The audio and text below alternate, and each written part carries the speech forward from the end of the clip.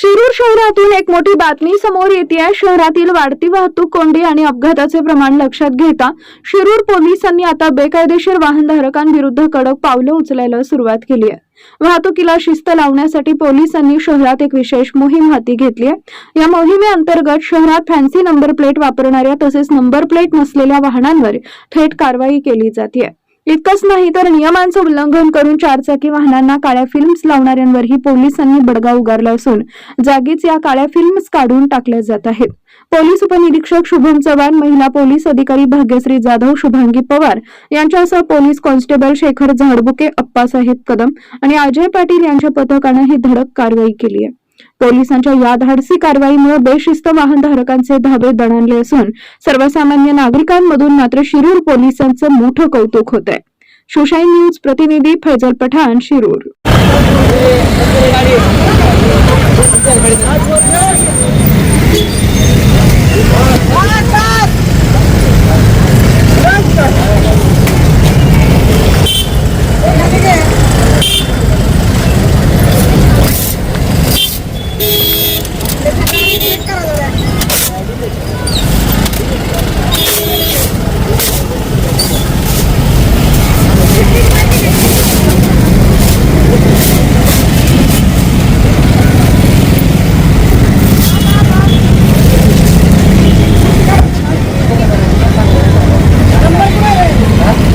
ताज्या घडामोडी जाणून घेण्यासाठी शिवशाही न्यूज यूट्यूब चॅनलला सबस्क्राईब करा। आपण हा व्हिडिओ फेसबुकवर पाहत असाल तर फेसबुक पेज फॉलो करा आणि शिवशाही न्यूज.com या आपल्या वेबसाईटलाही भेट द्या।